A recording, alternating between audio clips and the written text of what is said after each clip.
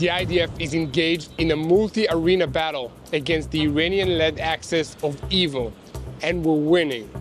In the last 24 hours, 100 warplanes attacked more than 120 Hezbollah terrorist targets in Lebanon in support of the ground incursion that is systematically destroying Hezbollah's terror infrastructure, with 3 fresh brigades joining the fight. At the same time, on the first anniversary of the October 7th Hamas massacres yesterday, rockets, missiles, and drones were fired into Israel from Lebanon, Gaza, Yemen, and Iraq. After a year of war in Gaza, Israel is really learning to speak Arabic, and Hamas is making absurd threats, letting us know the depths of their desperation. All of this is happening as Iran and the entire region holds its breath to see how Israel will respond to the Iranian ballistic missile attack last week. Let's dive into the details. I'm Yair Pinto, and this is your Boots on the Ground report about what is happening in Israel on the 367th day of the war against Hamas, Hezbollah, the Houthis in Yemen, all the Shiite militias in Iraq and Syria, and the Iranian head of the snake of evil in the Middle East. A second before we start, please look for the subscribe button and click on it so that you will never miss another episode of Boots on the Ground. We are very close to reaching our goal of 1 million subscribers, and we need your help to get there. We start our report with a ballistic missile that was fired from Yemen and aimed at the Tel Aviv area where I'm standing here on the anniversary of the October 7th massacre on Monday. The launch came just after 5:40 p.m. and caused alarms in 132 locations all across Israel. However, the incoming missile was intercepted outside Israeli airspace by the Arrow system, but not before takeoffs and landings at Ben Gurion International Airport had been temporarily suspended out of an abundance of caution. But that was only the most dramatic kinetic event on Monday. Israel was also attacked by missiles, drones, and rockets fired from Iraq, Lebanon, and the Gaza Strip. Most of these attacks were intercepted, but a few managed to penetrate the defenses and caused some damage and injuries.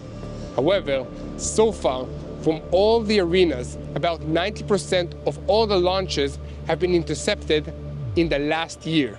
The ballistic missile from Yemen came a few hours after an extensive attack by the IDF in southern Lebanon, after which Hezbollah launched attacks into the Krayot, Etzba Galil, and Kiryat Shmona. All of these are Israeli communities in the northern border with Lebanon. These IDF operations were intended to hit Hezbollah's command layer in southern Lebanon on a large scale in support of the divisions fighting in the first line of villages in southern Lebanon. In fact, these operations are a continuation of the waves of airstrikes in Beirut, where Hezbollah's leadership, production plants, and ammunition warehouses were all severely damaged. Hezbollah has in recent days moved stocks of ammunition from the Bekaa Valley to bunkers underneath civilian neighborhoods in Beirut, thinking they would be safe there from Israeli strikes.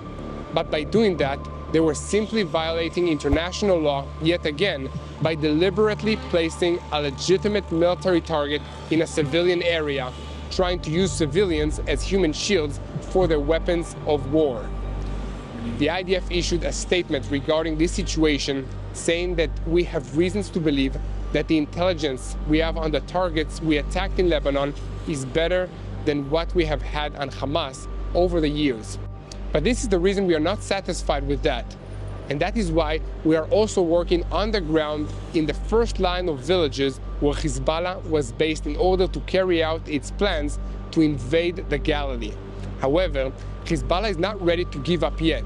On Monday, several rockets were launched into Israel from Lebanon, even as authorities in Beirut announced that within half an hour, Israeli planes launched a series of raids against more than 30 cities and villages in the district of Tzur, in addition to a series of attacks in other areas, including near Rafik Hariri International Airport in Beirut, the only airport connecting Lebanon to the rest of the world. Tuesday morning, the IDF spokesman announced that the forces of the Galilee Formation, including units of the Alexandroni and the Chazen brigades, along with the Northern Nahal Brigade, began a targeted and ground operation in the south of Lebanon. Many of these soldiers spent much of the last year fighting in the Gaza Strip before being allowed to take a short break, and then were mobilized again for this operation in Lebanon after a brief period of training to become acquainted with the different terrain and other features of this theater of operations in Lebanon. The IDF issued a statement praising the reserve soldiers, saying that they have succeeded in destroying much of the Hezbollah infrastructure in southern Lebanon and eliminating dozens of terrorists. In related news, there is an update on the assassination of Hassan Nasrallah's successor in Lebanon, Hashem Safi el-Din. A Lebanese security source confirmed to the Saudi-based Ashraq el-Awsat newspaper that he was indeed killed in an IDF airstrike last week. The source added that Hezbollah had avoided announcing this until there is direct access to his body. We should remember that the lower floors of the building where this evil man was staying in the El Marija neighborhood of Dahya in southern Beirut were completely destroyed, and this is according to a report on the Saudi El Hadat website. There could be little doubt that anyone in that building survived. According to various reports, at least one other senior Hezbollah official and a senior Iranian Islamic Revolutionary Guards Corps general were in the meeting with El-Adin when the strike occurred. But according to those same reports, rescue crews have been unable to enter the wreckage to search for bodies, although this new report indicates that might have changed and the bodies were found. In any case, here at TBN Israel, we will continue to report on any developments going forward. But it is important that you stay tuned to the truth in real time. You can do that by visiting our website, tbnisrael.com/news, to receive regular updates and in-depth articles on what is happening in Israel. You can also look for TBN Israel on social media networks. Keeping our focus on the north, the fighting there is heating up, and the IDF is hard at work to restore security to our country and build a better future for the entire region by destroying the evil and the barbarisms of Hezbollah and their Iranian masters. The IDF has issued a summary of the powerful operation that was carried out in the northern arena. Ground forces from the 36th, 98th, and 91st Divisions are fighting in an unusual way in the first line of villages that Hezbollah turned into fighting positions in southern Lebanon. They use these innocent-looking civilian homes and agricultural fields to build a network of booby traps, interlocking fields of fire, anti-tank missile firing positions, and minefields. But after a year of refining the methods of coordination between air and ground forces in Gaza, the IDF is ready to meet this challenge. The Air Force has also been hard at work hitting Hezbollah weapons storage and production facilities in Beirut. Hezbollah placed much of its infrastructure in underground bunkers in the capital, but they also placed some in high-rise buildings. And Israeli intelligence has pinpointed the location of many of these terrorist facilities and has sent the Air Force to destroy them. Over 100 Hezbollah targets have been hit in Beirut in recent days, removing many of Hezbollah's potent assets from the battlefield. This includes, as already mentioned, their senior leadership. But these attacks are always carried out in a manner designed to decrease the risk to uninvolved civilians. Advance notice is given to those who are in harm's way. Precision weapons are used to hit only the location where the targets are located, and the location is determined beforehand using precise intelligence. Another important tactical consideration is to cut off the supply of weapons and ammunition to Hezbollah so that they will not be able to continue the fight against Israel. This sometimes involves hitting border crossings into neighboring Syria that are also being used by civilians, but once again, care is always taken to warn these civilians and give them time to get out of the area before the attacks are launched. All of this is done at the same time as care must be given to protecting the IDF troops themselves from unnecessary risks. It's not an easy job, and the IDF leadership can use all the prayer support that they can get. As I mentioned before, while all this kinetic activity is moving forward on the ground in southern Lebanon, there was also rockets, missiles, and UAVs being fired at Israel at our home front by Iranian-backed groups in Yemen, Iraq, Lebanon, and Gaza. We have grown accustomed to these attacks and gotten very good at moving quickly into a bomb shelter and protected space, even though we know that around 90% of these incoming weapons are intercepted by the air defense systems, including the Iron Dome, Arrow, and David Sling that are operated by the IDF. But when thousands of weapons are coming in and 90% of them are intercepted, that means that quite a few get through. Most of those that get through are not targeted by the air defense systems because the computers connected to the radar can see that they will land in open areas. These rockets sometimes start fires, and this is not a small problem, but at least they don't destroy any buildings or cause any casualties. In addition to that, the IDF and the Home Front Command have gotten so much experience dealing with this threat over the past year that at this point, even during heavy bombardment, there is almost no break in the routine, and within a short period of time, all systems are back up and running as usual. Last Tuesday's ballistic missile attack from Iran caused some disruption to the civilian population and a little bit of damage to some IDF bases. But this damage can be easily repaired, and there was no break in the continuity of function or the pace of defensive and offensive operations. The IDF has reported to the political echelon that we will know how to withstand another barrage like this, even if it is bigger. The fact that 200 ballistic missiles are fired at us in the biggest barrage ever in history, and the next day the routine of life in Israel continues, is a big deal. Before we continue reporting on what is happening in the Gaza Strip in the last day, it is important for me to ask you to continue helping us spreading the truth. You can do that by sharing these videos on YouTube, subscribing to this YouTube channel, and following us on social media. Another way that you can help us is by spreading the word about some really amazing Israeli heroes I had the opportunity to meet last week. They were paramedics and first responders from Magen David Adom.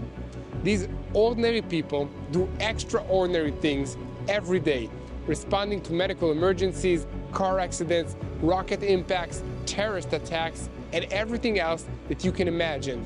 Sometimes the volunteers of Magen David Adom must run into harm's way, putting their own lives at risk to help the wounded from a terrorist attack even before the police have put an end to the threat.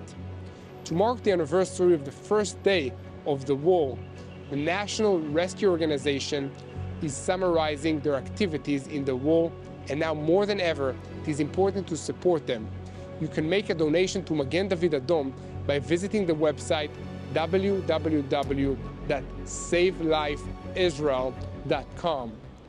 Now back to the news, and switching our focus to the southern arena.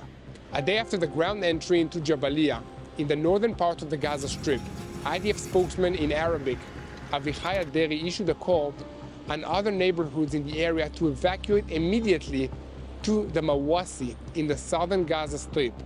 That humanitarian zone is being expanded and already includes field hospitals established since the outbreak of the war, tent complexes, and supplies of food, water, medicine, and medical equipment. In order to expand the area, 2 humanitarian evacuation routes from the north of the Gaza Strip were reopened, one on Salah al-Din Road and the other on El Rashid Sea Road. Also, the IDF published maps for the Palestinian population of potential evacuation areas in the northern Gaza Strip. The IDF spokesperson stated that the IDF will continue to work to realize the goals of the war, including the dissolution of Hamas and the return of all the abductees. In the raid that began after Rosh Hashanah, Division 162, along with the combat teams of the 401st and 460th Brigades, continued to operate in the area of the city of Jabalia where Hamas tried to rehabilitate terrorist infrastructure and military headquarters. So far, dozens of terrorists have been killed in the area.